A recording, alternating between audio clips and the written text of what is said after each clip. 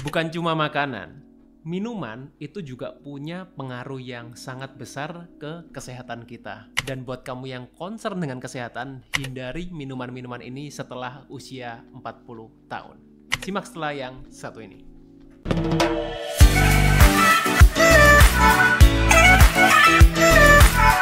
Jangan remehkan gula darah yang tinggi, karena ini bisa berdampak pada kesehatanmu yang lain.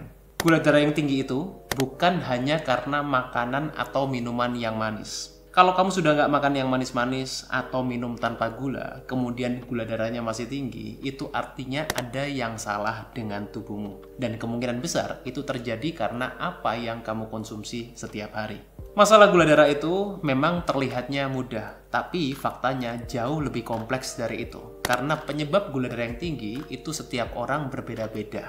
Pengaturan pola makan yang tepat dapat berkontribusi sangat besar terhadap masalah gula darah yang kamu alami. Dan Healthy Cook dapat membantu kamu yang punya masalah gula darah melalui pengaturan pola makan yang tepat, karena Healthy Cook ini didesain secara personal sesuai dengan kebutuhan masing-masing pasien.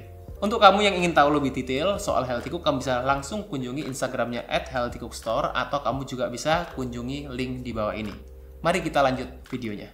Halo Sobat Sehat, jumpa lagi bersama dengan saya Dr. Hans di channel kesayangan kita SP30 Health episode Panas, panduan nutrisi tanpa sensor. Dan kali ini saya akan bahas soal minuman ya. Jadi bukan makanan ya, tapi kali ini spesifik ke minuman dan yang perlu dihindari kalau buat sobat sehat yang merasa usianya sudah 40 tahun ke atas gitu. Nah, kalau belum 40 tahun gimana juga boleh nonton ya. Jadi untuk preparation, untuk persiapan supaya nanti waktu usia 40 tahun pun juga lebih baik. Ya, katanya kan kalau kita memulai lebih awal tentu akan lebih baik. Tapi ya masalah-masalah yang sering terjadi ketika orang sudah di usia 40 tahun ke atas yang paling sering saya tangani ya, pasien-pasien saya biasanya itu pertama adalah masalah obesitas ya. Jadi obesitas itu kelasnya bukan cuma sekedar overweight, tapi kelebihan berat badannya sudah benar-benar sampai over lemaknya ya, terutama adalah lemak visceral dan lemak subkutan. Dua-duanya punya potensi yang negatif untuk kesehatan kita, meskipun lemak visceral itu lebih besar dampaknya ya, karena itu yang membungkus organ. Yang kedua masalahnya adalah penyakit kardiovaskuler ya, macam-macam. Meskipun yang selama ini paling dikenal adalah serangan jantung, tapi penyakit kardiovaskuler itu macam-macam. Jadi jantung dan pembuluh darah, terutama pada pria. Kenapa? Karena kalau pada wanita estrogennya di usia 40 tahun itu seharusnya ya, yang belum punya masalah hormonal itu seharusnya masih sifatnya protektif. Nah, jadi itu sebabnya kenapa pria lebih berisiko kena masalah jantung ya di usia 40-an. Tapi kalau wanita sudah menopause, risikonya sama. Kemudian kalau cewek ini biasanya yang pertama kali diperhatikan apa? Adalah kesehatan kulitnya. Nah, orang-orang yang sudah usia 40 tahun ke atas biasanya punya masalah-masalah kulit, kulitnya mulai kendur, mulai flek, keriput, dan lain-lain. Nah, itu juga biasanya yang akan terjadi masalah-masalah kulit yang lain, tapi awalnya dimulai dari situ. Kemudian juga yang tidak sedikit terjadi adalah masalah sendi. Nah, masalah sendi pun juga macam-macam ya, mulai dari masalah autoimun seperti rheumatoid arthritis, kemudian masalah seperti osteoartritis, pengapuran, dan lain-lain. Nah, jadi itulah masalah-masalah kesehatan yang banyak sekali muncul ketika orang itu menginjak usia 40 tahun, dan ini bisa diatasi.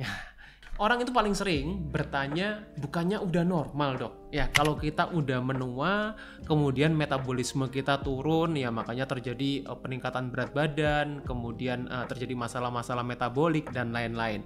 Di sini saya ingin bahas suatu studi ya yang sudah saya siapkan. Judulnya adalah Metabolic Changes in Aging Humans, Current Evidence and Therapeutic Strategies ya. Jadi artinya apa? Sebetulnya perubahan metabolik itu memang terjadi ya, tapi terjadinya faktor utamanya bukan usia. Nah, tapi apa di sini ya? Jadi aging ya is associated with increased adiposity. Artinya apa? Penuaan yang terjadi secara alami itu memang berhubungan bukan menyebabkan ya. Yang katanya berhubungan itu dia berkaitan tapi tidak selalu sebab akibat. Nah, itu berhubungan dengan yang namanya peningkatan adiposity, itu adalah lemak tubuh kita. Yang saya garis bawahi di sini itu yang penting.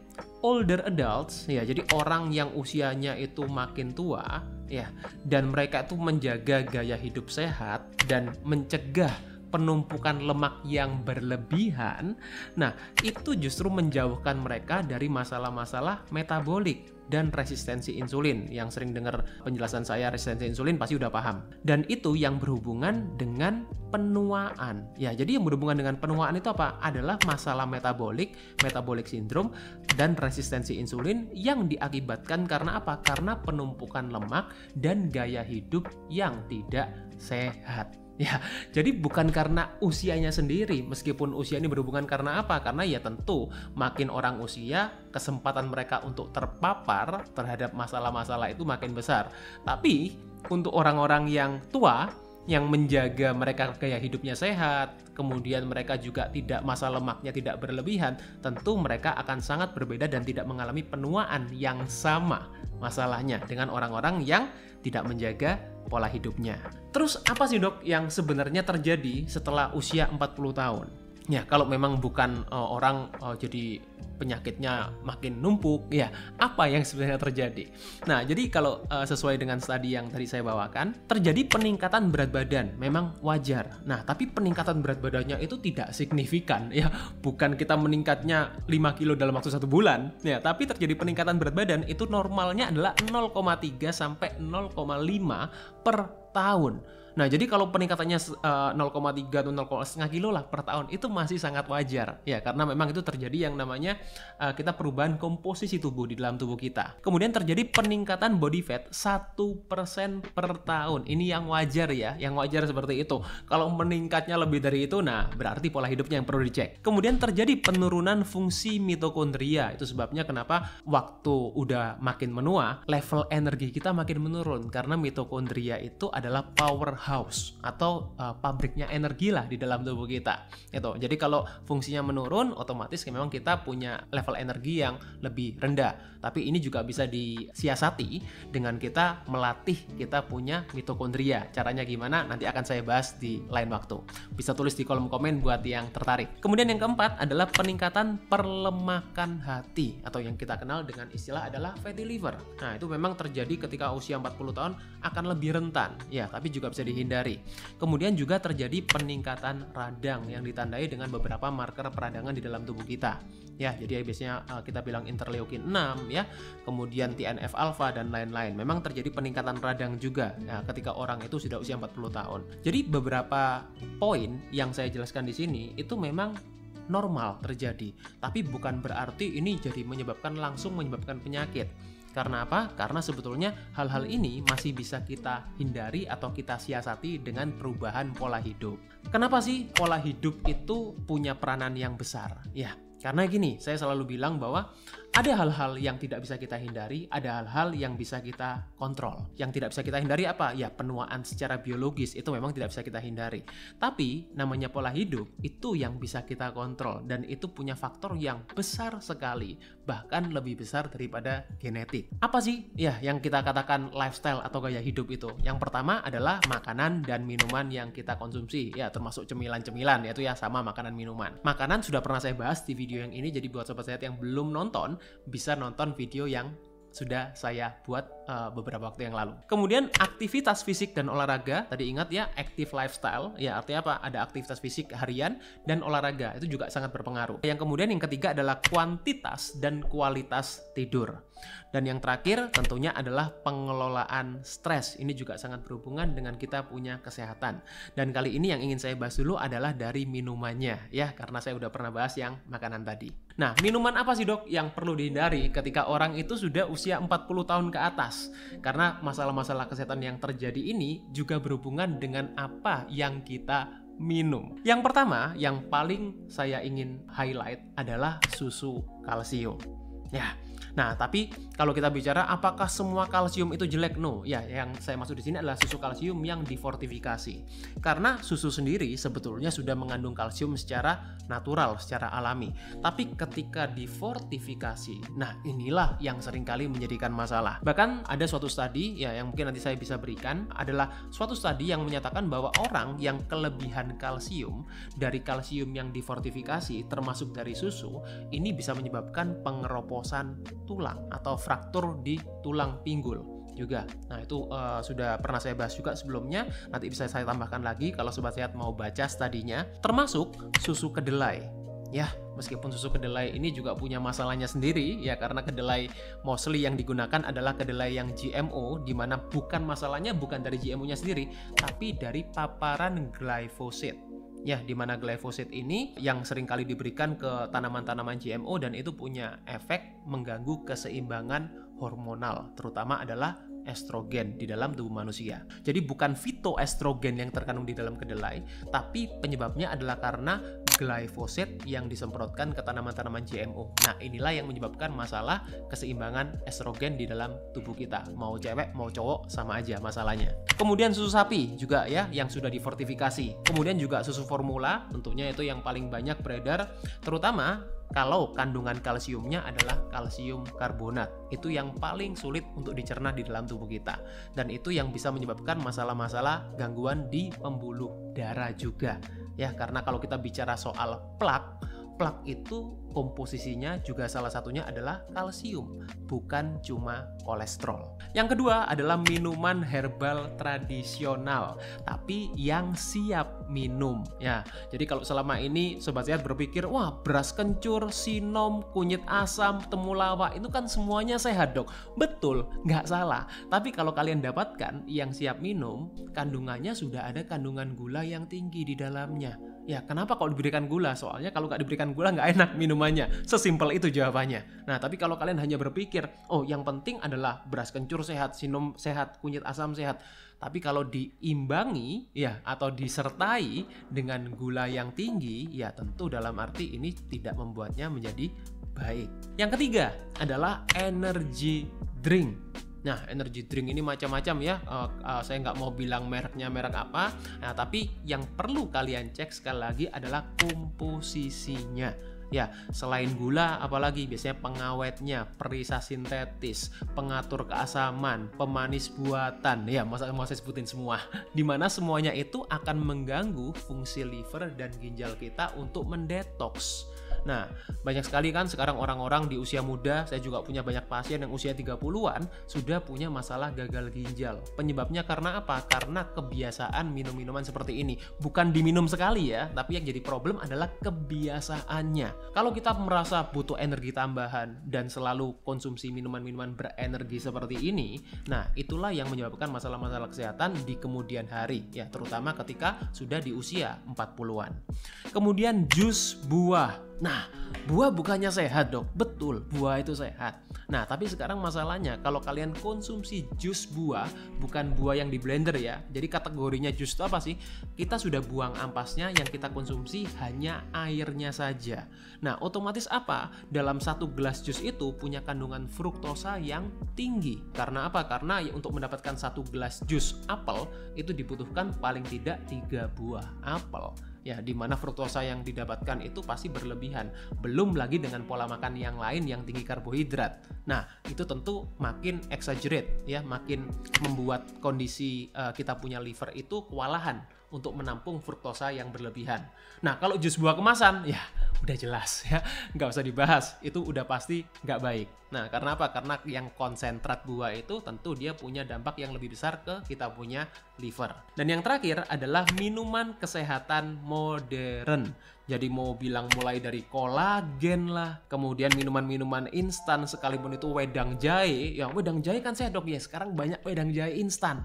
Ya bandrek, bajigur, dan lainnya yang instan-instan itu sekali lagi cek kandungannya. Bukan berarti ketika kita konsumsi wedang-wedang yang punya image sehat, itu bukan berarti kita juga akan sehat. Ya, tergantung komposisinya, dan minuman instan mostly kurang baik komposisinya ya. Tidak semua ya, saya nggak bilang semuanya, tapi mostly seperti itu. Kemudian minuman isotonik yang seringkali dikaitkan dengan menambah cairan tubuh, menggantikan cairan tubuh, tapi juga sama kalau komposisinya banyak pemanis, kemudian gula, kemudian juga yang sintetis, itu juga perlu jadikan concern, terutama untuk orang-orang yang sudah punya masalah kesehatan. Kemudian minuman yogurt, ya yogurt sehat, tapi kalau minuman yogurt ya komposisinya nggak baik juga sama aja.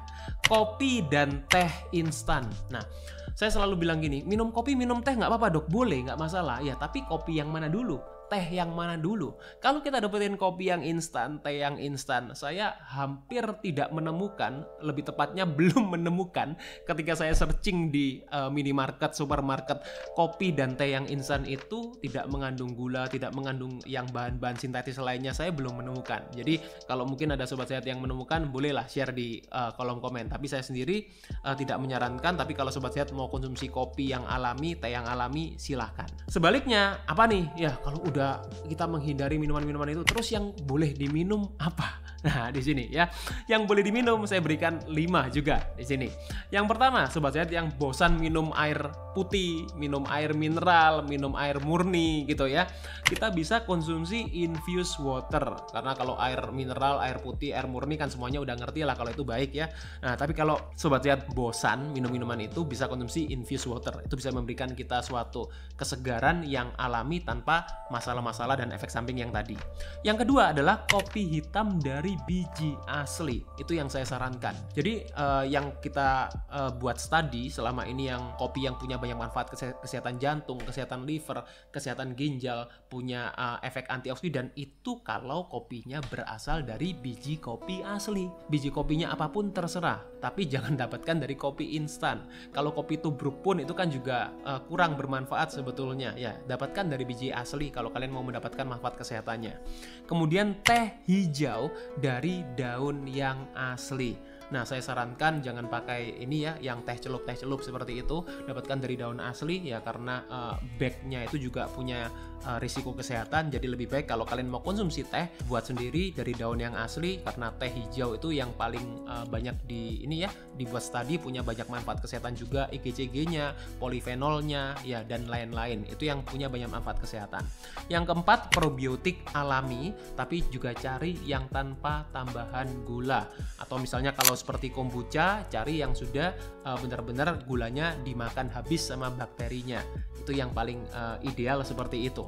Dan yang terakhir adalah minuman herbal tradisional. Ya, tadi mau wedang-wedang, mau kunyit, asem, sinom, dan lain-lain, tapi yang homemade. Ya, jadi artinya apa? Kita bisa kontrol sendiri campurannya apa. Kalau butuh pemanis, berikan pemanis yang alami yang udah pernah saya bahas di sini. Ya, jadi jangan cari pemanis-pemanis buatan atau yang gula-gula apapun.